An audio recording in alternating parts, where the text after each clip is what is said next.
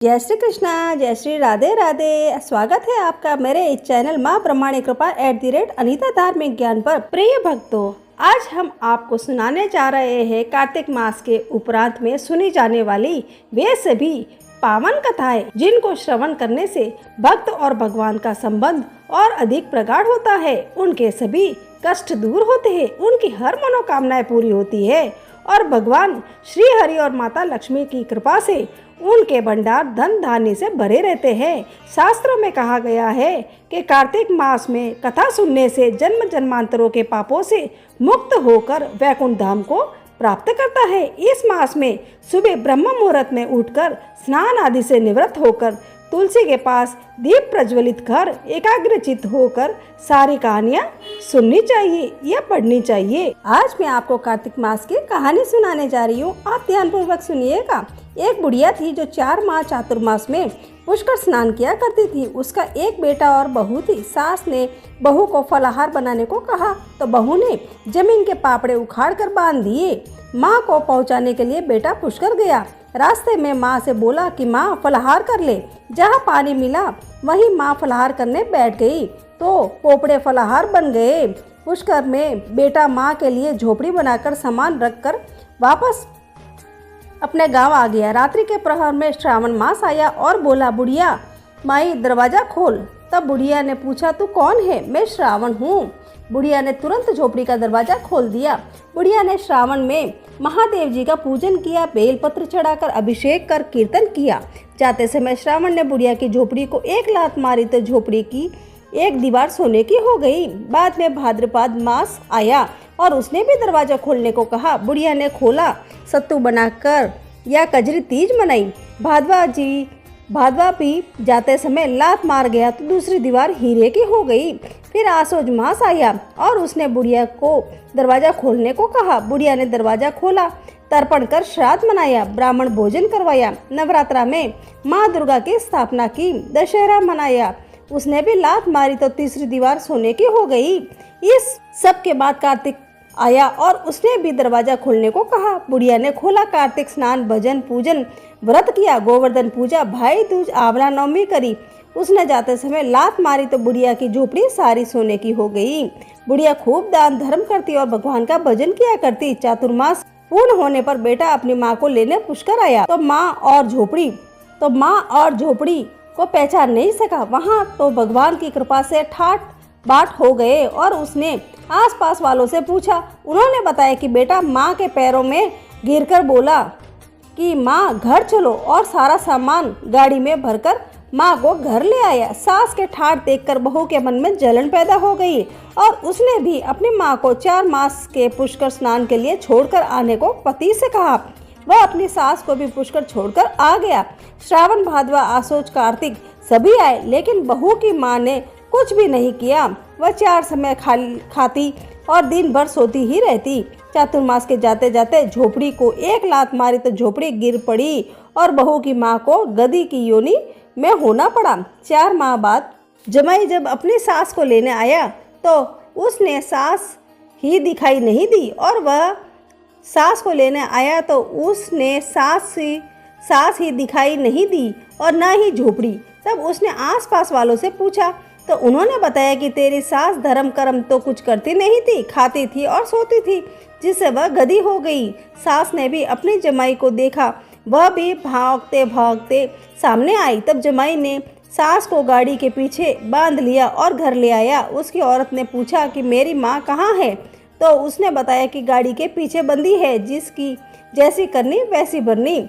मेरी माँ तो भोली थी, तूने फलाहार की जगह जमीन के पोपड़े दिए तो वे भी फलाहार में बन गए। तब उसकी औरत बोली, ब्राह्मण के पास चलकर पूछे कि मेरी माँ मनुष्य योनि में वापस कैसे आएगी? ब्राह्मण बोला, तेरी सास जब स्नान करके उस पानी को लेकर अपनी माँ को स्नान करवा दे तो यह योनि छूट जाएगी। तब बहू ने ऐसा ही किया और उसकी माँ मनुष्य योनि में हो गई। ये राधा दामोदर भगवान, जैसा तुमने लड़के की माँ को सब कुछ दिया वैसे ही सबको देना। मैं आपको कार्तिक मास की दूसरी कहानी सुनाने जा रही हूँ, आप ध्यानपूर्वक सुनिएगा।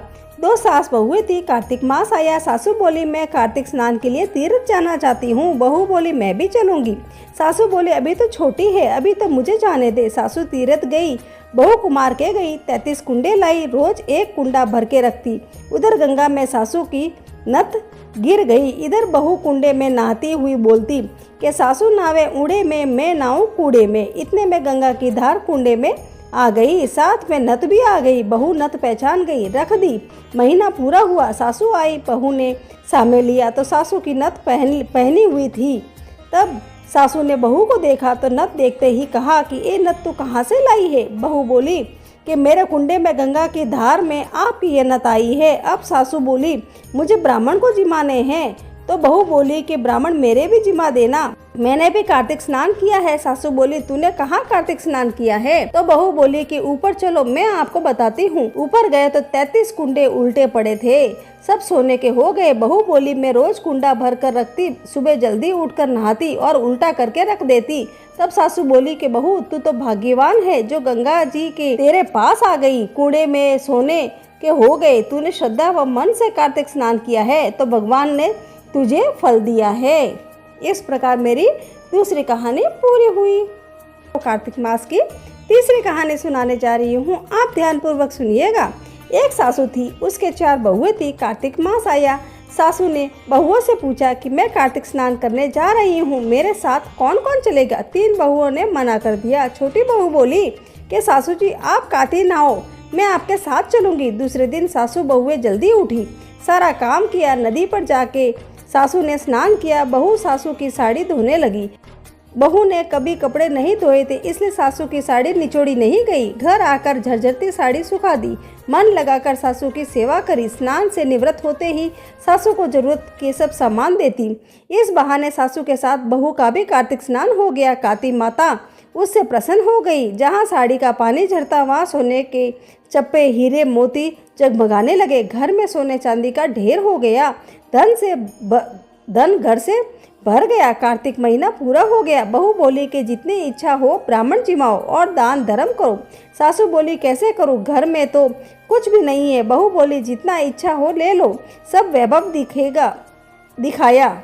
सासू बोली तू इतना सब कहाँ से लाई। बहू बोली मैं आपकी साड़ी धोती और सुखाती, इसके पानी झरने की जगह धन का ढेर लग गया। धूमधाम से सासू बहू ने ब्राह्मण जिमाए, दान धर्म किया। जेठानियाँ चकित हो गई। देवरानी से पूछने लगी तूने ये सब कैसे किया, जितना धन हो गया। देवरानी बोली कि मुझे सासू की साड़ी ठीक से निचोड़नी नहीं आती थी, इसलिए मैं साड़ी को झरझरती ही सुखा देती थी, उससे पानी की जगह धन का ढेर लग गया।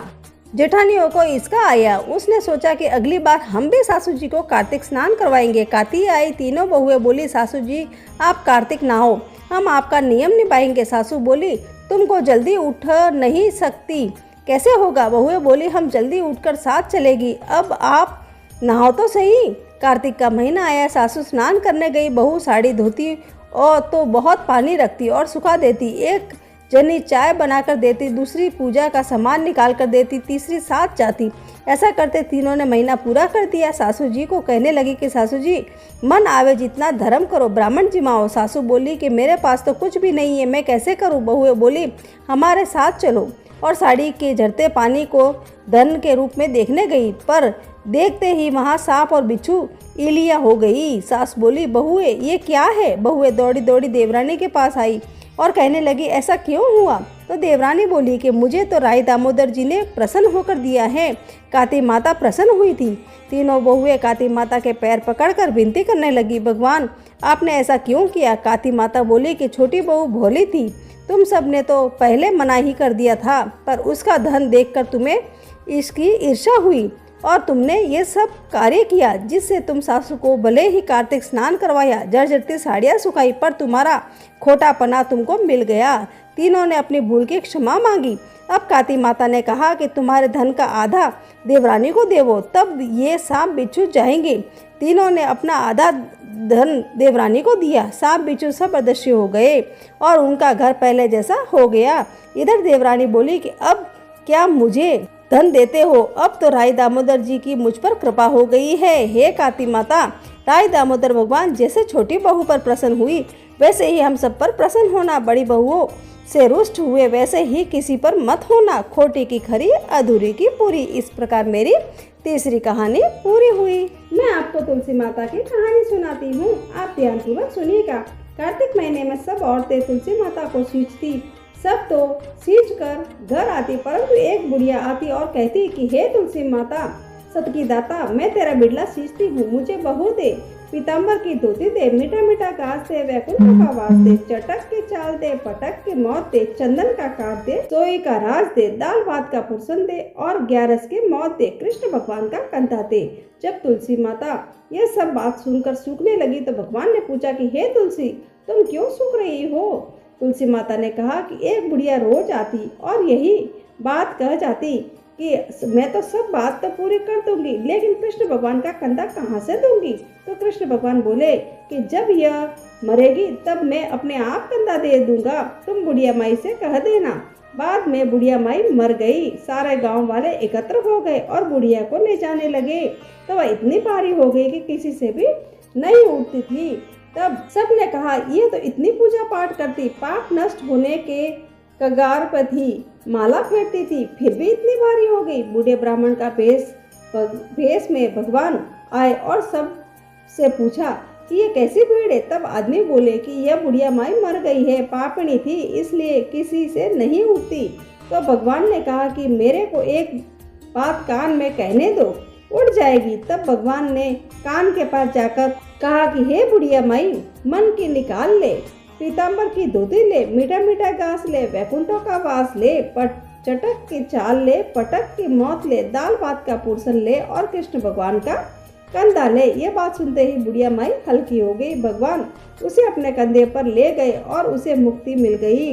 हे तुलसी माता, जैसे उसकी मुक्ति करी वैसे ही सबकी करना। खोटे की करी, अधूरी की पूरी। अब मैं आपको गणेश जी की कहानी सुनाती हूँ, ध्यानपूर्वक सुनिएगा। श्री गणेश जी भगवान की कहानी। विष्णु भगवान और लक्ष्मी जी का शुभ विवाह होने लगा। समस्त देवी देवता को बारात में जाने के लिए बुलाया गया, तो गणेश जी भगवान को नहीं बुलाया। सोचा अच्छे नहीं लगेंगे। सुन डाला, धुन डाला, छाजले से कान, मोटा मस्तक वाले हैं, बारात में अच्छे नहीं लगेंगे, उनको घर की रखवाली के लिए छोड़ जाते हैं। समस्त देवताओं के साथ गाजे बाजे से बारात रवाना हो गई। नारद मुनि ने गणेश जी को भड़का दिया कि आप अच्छे नहीं लगते, इसलिए आपको लेकर नहीं गए। वह सुन गणेश जी ने अपने चूहों को भेजा। चूहों ने सारी धरती थोती कर दी। धरती थोती होते ही भगवान के रथ के पहिए धरती में धंस गए। सबने निकलने का बहुत प्रयास किया पर सफलता नहीं मिली। थक कर खाती को बुलाया। उसने आते ही रथ को निकालते हुए बोला, जय बोलो गणेश जी भगवान की जय, और रथ का पहिया निकल गया। तब सब देवताओं ने पूछा, गणेश जी को क्यों याद किया? तब खाती बोला कि गणेश जी को सुमरे बिना कोई काम सिद्ध नहीं होता। सब सोचने लगे तो हम गणेश जी को वहीं छोड़ आए। संदेशा भेजा, गणेश जी को बुलवाया। सर्वप्रथम गणेश जी का रिद्धि सिद्धि से विवाह करवाया, फिर श्री विष्णु भगवान जी का विवाह लक्ष्मी जी से करवाया। करती हो तो पूरी हो, पूरी हो परवान चढ़े, कहता न सुनता न मारा सारा परिवार, न अपनी कृपा रखना। हर कहानी के बाद गणेश जी की कहानी कही जाती है। ये गणेश भगवान जैसे भगवान का कार्य सिद्ध किया वैसे ही हम सबका करना। बोलो गणेश भगवान की जय। मैं आपको अब गंगा जमुना की कहानी सुनाती हूँ। एक गंगा थी, एक जमुना थी। दोनों बहनें एक साहूकार के खेत में से जा रही थी, तो जमुना ने 13 जौ के दाने तोड़ लिए। गंगा बोली कि बहन, तेरे तो ग्रहण लग गया, यह तो चोरी हो गई। तब जमुना बोली कि बहन, अब ग्रहण कैसे तुलेगा? तो गंगा ने कहा कि 12 वर्ष तक साहूकार के यहाँ नौकरी करे, तब तेरा ग्रहण उतरेगा। बाद में जमुना साहूकार के यहाँ गई और बोली कि मुझे नौकरी पर रख लो, मैं तुम्हारे सारे काम कर दूंगी, परंतु 4 काम नहीं करूँ। एक तो झूठे बर्तन नहीं मांजूं, झाड़ू नहीं लगाऊं, बिस्तर नहीं बिछाऊं और दिया नहीं जलाऊं। साहूकार ने उसे रख लिया। 12 वर्ष के बाद कुंभ का मेला आया। तब साहूकार ने कुंभ के मेले में जाने लगी। तब जमुना ने उसको एक सोने का टका दिया और कहा कि वहाँ पर मेरी बहन गंगा है, उसे दे देना और कहना कि तेरी बहन जमुना ने भेजा है।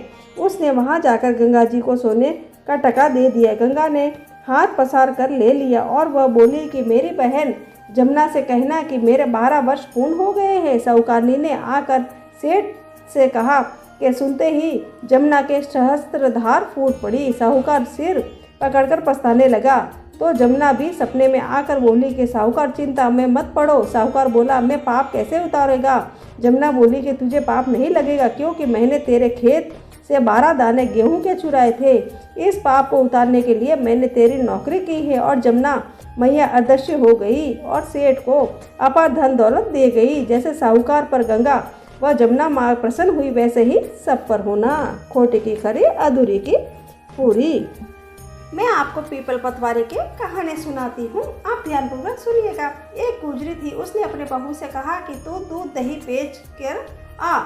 तो वह दूध दही बेचने गई। कार्तिक का महीना था, वहाँ पर सब औरतें पीपल सींचने आती थी। तो वह भी बैठ गई और औरतों से पूछने लगी कि तुम क्या कर रही हो। तो औरतें बोली कि हम तो पीपल पतवारी सींच रही है। तो उसने पूछा इससे क्या होता है। औरतों ने जवाब दिया कि इसके करने से अन्न धन मिलता है, वर्षों का बिछड़ा हुआ पति मिलता है। तो उस गुजरी ने कहा कि तुम तो पानी से सींच रही हो, मैं दूध दही से सींचूंगी। और बेचने के दूध दही से पतवारी सींचती। उसकी सास रोज कहती कि तू दूध दही बेच कर पैसे ला कर दे। तो उसने कहा कि जब कार्तिक का महीना पूरा हो जाएगा तब ला के दे दूंगी। कार्तिक का महीना पूरा हो गया। पूनम के दिन गुजरी की बहू पीपल पतवारी के पास धरना देकर बैठ गई। पीपल पतवारी ने पूछा कि तू यहाँ क्यों बैठी है। उसने कहा कि मेरी सास दूध दही के पैसे मांगेगी। मैं पीपल पतवारी ने कहा कि मेरे पास पैसे नहीं है, मैं भाटे टिंडे पान पत्ते पड़े हैं, वह सब ले जा और गुल्लक में रख देना। जब सास ने पूछा कि पैसे लाई है तो गुजरी ने कहा कि मैंने पैसे गुल्लक में रखे हैं। तब सास ने गुल्लक खोल कर देखा तो सास देखती ही रह गई। उसे हीरे मोती जगमगा रहे थे, पत्तों का धन हो गया। सास बोली बहू इतना पैसा कहाँ से लाई है। तब गुजरी की बहू ने कहा कि सासू जी मैंने तो 1 महीना दूध दही से पीपल पतवारी सींची है। मैंने उससे धन मांगा था तो उसने मुझे फाटे टिंडे पत्ते दिए थे जो मैंने गुल्लक में रख दिए थे, वह हीरे मोती हो गए। तब सासू जी ने कहा कि अब की बार मैं भी पतवारी सींचूंगी। सासू दूध दही तो बेच आती और हांडी धोकर पीपल पतवारी में सींच आती और बहू से कहती कि तू मेरे से पैसे मांग। तो बहू ने कहा कि कभी बहू ने सास से हिसाब मांगा है सासू जी। महीने के आखिर में पीपल पतवारी पर जाकर धरना देकर बैठ गई। डंडे पत्ते पान बांटे और उसे भी दिए और कहा कि गुल्लक में जाकर रख देना। फिर बहू ने खोलकर देखा तो उसमें कीड़े कचरे ही रखे हुए थे। बहू ने सास से कहा कि ये क्या हो गया। तो सास देखकर बोली कि पीपल पतवारी ने तेरे को तो अन्न दिया, धन दिया और मुझे कीड़े मकोड़े दिए। तब पीपल पतवारी बोले कि बहू निस्वार्थ सींचती थी, सासू जी धन की भूखी सींचती थी, इसलिए हे पीपल भगवान पतवारी माता जैसे बहू पर प्रसन्न हुई वैसे ही सब पर प्रसन्न होना। अब मैं आपको शालिग्राम जी की कहानी सुनाती हूँ। एक बुढ़िया थी, उसके शालिग्राम जी की सेवा थी। कार्तिक मास में वह पुष्कर स्नान का विचार कर पड़ोसन से बोली कि मैं पुष्कर जा रही हूँ, तुम मेरे शालिग्राम जी रख ले। पड़ोसन बोली कि मुझे सेवा पूजा तो आती नहीं, बताओ वैसे कर दूंगी। बुढ़िया बोली सवेरे इनको उठाना, गंगा से लोटा भरकर पानी लाना, आते समय बगीचे से पुष्प तुलसी लाना, भगवान को जल व कच्चे दूध से नहलाना, चंदन लगाकर पुष्प तुलसी चढ़ाना, दूध का भोग लगाना, दोपहर को रसोई जो भी बने उसका भोग लगाना, शाम को दिया जलाना, ऐसी सेवा पूजा करना कह कर वह वहाँ से चली गई। पड़ोसन ने बुढ़िया के कहे अनुसार किया, पर भगवान की थाली से भगवान जीमते ही नहीं, दूध पीते भी नहीं। ये देख वह चिंता में पड़ी, बोली भगवान आपकी मालकिन आएगी तो कहेगी कि मेरे भगवान को दुबला कर दिया, अभी 1 महीना है आप जीम लो, मैं भी जीमूं। और वह भूखी बैठी रही। अभी 1 महीना है आप जीम ले तो मैं भी जीमूं, यह भूखी ही बैठी रही। भगवान ने सोचा अब तो दर्शन देने ही पड़ेंगे। छोटा सा मोर मुकुट पीताम्बरधारी रूप लेकर पाटे पर बैठ गए, दूध पी लिया व जीम लिया। रोज ऐसा ही होता था। एक दिन भगवान ने कहा कि मैं गैया चरा लाऊं। तो पड़ोसन बोली कि थोड़े दिन तो रहोगे, क्यों जाते हो। पर भगवान माने नहीं। हाथ में सोने की लाठी और कंधे पर हीरे मोती का पीताम्बर डाल गाय चराने के लिए जाते। महीना बीता, बुढ़िया घर आई, स्नान ध्यान से निपट कर सोचा शालिग्राम जी ले आऊं। बुढ़िया पड़ोसन के गई तो पड़ोसन बोली कि शालिग्राम जी शाम को आएंगे, तब ले जाना। बुढ़िया शालिग्राम जी के लिए जिद करने लगी और झगड़ा हो गया। लोग इकट्ठे हो गए तो पड़ोसन बोली कि बुढ़िया को समझाओ, 1 महीना निकाला जैसे शाम तक और सब्र करे। बुढ़िया धरना देकर बैठ गई। शाम पड़े भगवान आए, गाय उनकी जगह छोड़ भगवान मंदिर में विराज गए। पड़ोसन बुढ़िया से बोली, ले जाओ तुम्हारे भगवान। और भगवान से बोली, भगवान बुढ़िया को भी रूप दिखा दो, नहीं तो मेरे प्रति ये अंधविश्वास करेगी। भगवान ने मोर मुकुट पीताम्बर धर, हाथ में सोने की लाठी लेकर दर्शन दिया। भगवान ने भोले भक्तों को दर्शन दिए, वैसे ही सबको देना।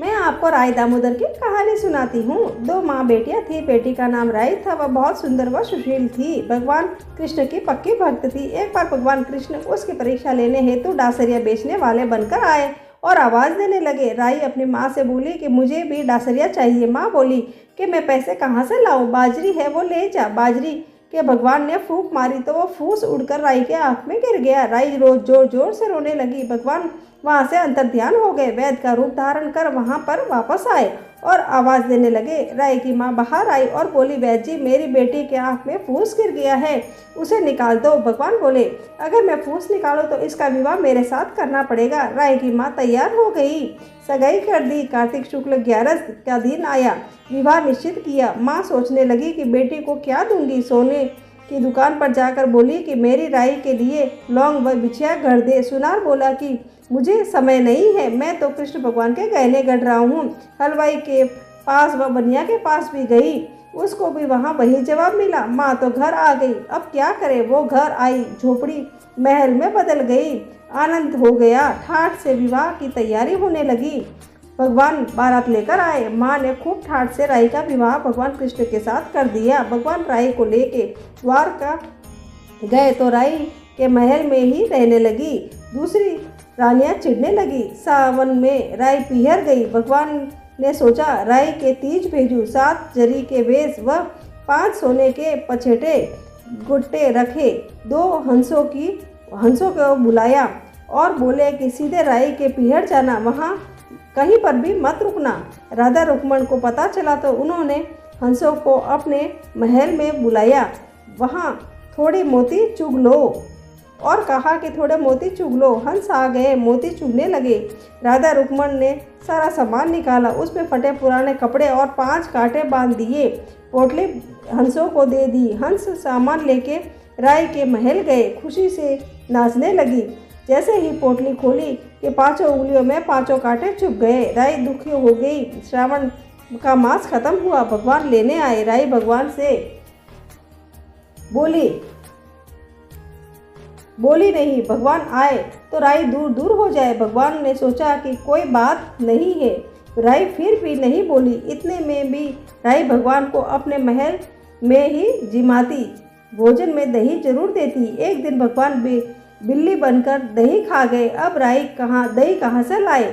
तब भगवान गुजरी बनकर दही बेचने आ गए। राई नीचे जाकर बोली कि थोड़ी दही दे दो। गुजरी रूपी भगवान बोले कि राई तुम उदास क्यों हो, हमने सुना है आप भगवान से नाराज हो।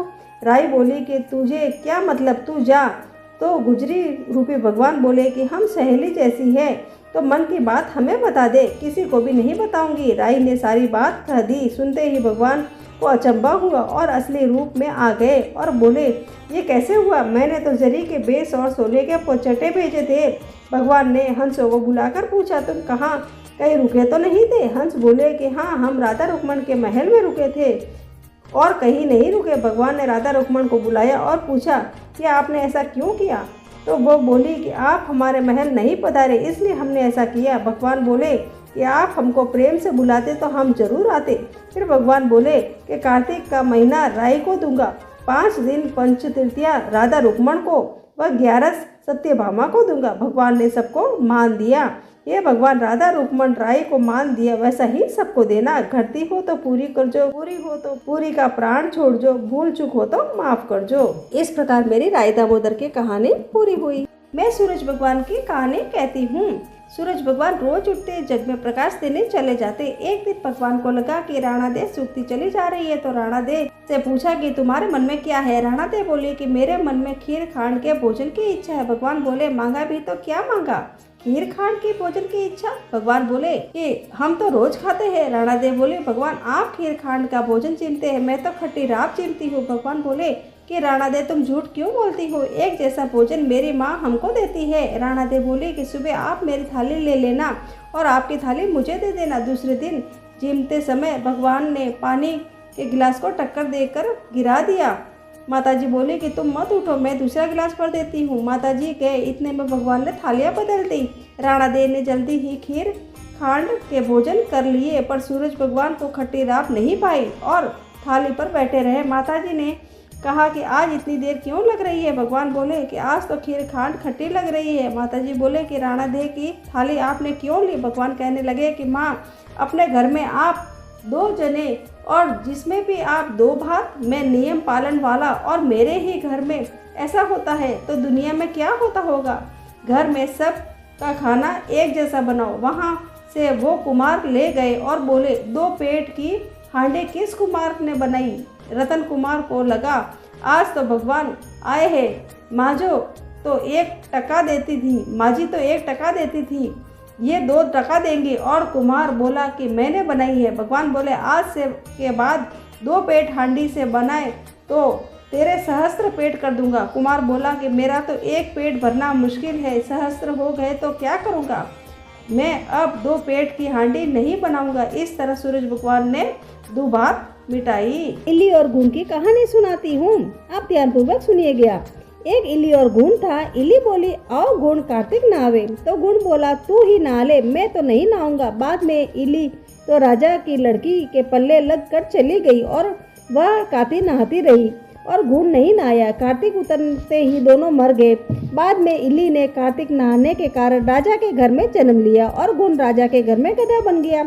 राजा ने बेटी का विवाह का सावा निकलवाया। बेटी ससुराल जाने के लिए विदा होने लगी तो बेटी की बैलगाड़ी रुक गई। राजा रानी बोले कि बैलगाड़ी क्यों रुक गई है, बेटी तुझे जो चाहिए वो मांग ले। तब लड़की बोली कि वह गधा मुझे चाहिए। तो वह बोले कि ये क्या मांगा, ये मत ले जा, चाहे तो धन दौलत ले जा। परंतु वह नहीं मानी और गधे को अपने साथ बांध दिया तो वह फुदक फुदक कर भागने लगा। लड़की महल में जाने लगी तो उसे सीढ़ी के नीचे बांध दिया। जब सीढ़ी उतरने लगी तो गधे ने कहा कि लड़की थोड़ा पानी पिला दो। तब लड़की ने कहा कि मैंने पहले ही कहा था कि कार्तिक नहा ले, तब तूने कहा था कि मैं तो बाजरा खाऊंगा, ठंडा ठंडा पानी पीऊंगा। उनकी आपस में यह बात देवरानी जेठानी ने सुन ली और देवर को सिखा दिया कि तुम क्या जादू करने लाए हो, यह जानवर से बातें करती है। तो वह बोला कि कानों सुनी नहीं मानता, आंखों से देखकर मानूंगा। दूसरे दिन वह चुप कर बैठ गया और देखा कि रानी महल के नीचे उतरी तो गधा फिर वही बात बोला और रानी ने जवाब दे दिया। अब राजकुमार बोला कि रानी तू जानवर से क्यों बातें कर रही हो, तू बता दे नहीं तो तलवार से मारूंगा। रानी ने कहा कि औरत का भेद मत पूछो। तब राजा ने कहा कि मैं तेरा पूरा भेद लूंगा। रानी ने कहा कि पिछले जन्म में मैं तो इल्ली थी और वह घून था। तब मैंने कहा था कि घून कार्तिक नहा लेवे, तो ये नहाया नहीं, जिससे ये गधा बन गया और रानी के पल्ले से लगकर कार्तिक मैं नहाई तो राजा के घर में जन्म लिया। ये बात सुनकर राजा ने कहा कि कार्तिक के नहाने का क्या इतना फल है। तो रानी ने कहा कि हाँ, कार्तिक नहाने में आपके घर में राजपाट कर रही हूँ। तब राजा ने कहा कि इतना फल है तो हम दोनों अब जोड़े से नहाएंगे और बहुत दान पुण्य करेंगे, जिससे आगे हमें और ज्यादा सुख मिलेगा। दोनों जने कार्तिक नहाने लगे तो राजा के घर में बहुत धन संपत्ति हो गई। हे कार्तिक महाराज, जैसा इल्ली को सुख दिया वैसा ही सबको देना। जब हमारी सभी कहानियाँ पूरी होती है तब आड़ी बाड़ी की कहानी बोलना चाहिए। आड़ी बाड़ी सोना की बाड़ी, जीने बैठी कान कुआड़ी, कै मांगे 36 करोड़, देवता मांगे बाड़ी सींचा, कै होवे अन्न होए धन होए लाज होए लक्ष्मी होए, बिछड़िया को मेल होए निपुति को पुत्र होए, सासू को पुरुषन बहू को जिमन, ओढ़ पाई तपसी जेम पाई लपसी, भाई को थान पहुँचाई को मान, थाने थारो वार तारो फल और माने मारो व्रत को फल। अगर आप व्रत उपवास करते हैं तो लोबिया की बात कहानी जरूर सुननी चाहिए, नहीं तो आपके व्रत का फल लोबिया को मिलता है। इसलिए आपको आपके व्रत का पूरा फल तभी मिलेगा जब आप अपने व्रत के साथ लोबिया की कहानी सुनेंगे। अब मैं आपको लोबिया लाल जी की कहानी सुनाती हूँ, ध्यानपूर्वक सुनिएगा। एक लोबिया था, कठोर तपस्या करता था। एक पांव पर खड़ा होकर कठिन तप करने लगा था। उसने भगवान को प्रसन्न करने के लिए कठोर तप किया। उसके शरीर पर चिड़िया ने घोंसला भी बना लिया। तपस्या करते 12 वर्ष हो गए। भगवान ने सोचा इसको इतना समय हो गया है, अब इसकी परीक्षा लेनी चाहिए। भगवान जानते थे ये बहुत लोभी है, इसलिए भगवान ने एक सोने की मुंदड़ी उसके पांव के पास फेंक दी। तब लोबिया की नज़र उस मुंदड़ी पर पड़ी और उसने मुंदड़ी पांव के नीचे दबा ली। भगवान की माया से भला कौन बच सका है। भगवान धरती पर आए और लोबिया से पूछा, ए लोबिया, तेरी तपस्या क्षीण हो गई है, तुझे इस तपस्या का फल नहीं मिलेगा। तब लोबिया ने अपनी गलती मानी और भगवान जी के चरण पकड़ लिए और पूछा कि हे भगवान, इस तपस्या का क्षीण कैसे जाएगा। तब भगवान ने उस पर दया आ गई और उन्होंने कहा, यदि रोटी बनाकर बाटियाँ नहीं बनावे तो फल तुझे मिलेगा। अगर आखिरी रोटी कुत्ते को नहीं बनाई तो फल तुझे मिलेगा। ब्राह्मण को जिमा कर दक्षिणा नहीं दी तो फल तुझे मिलेगा। सब कहानियाँ बोलने के बाद अगर तेरी कहानी नहीं सुनेगी तो फल तुझे मिलेगा। तभी से सभी व्रत की कहानी सुनने के बाद लोबिया की कहानी सुनी और कही जाती है। इस प्रकार मेरी ये कार्तिक मास की सारी कहानियाँ पूरी हुई। अगर आपको मेरी ये कहानियाँ पसंद आई है तो आप मेरे इस वीडियो को लाइक करें, शेयर करें और सब्सक्राइब जरूर करें। जय श्री कृष्णा।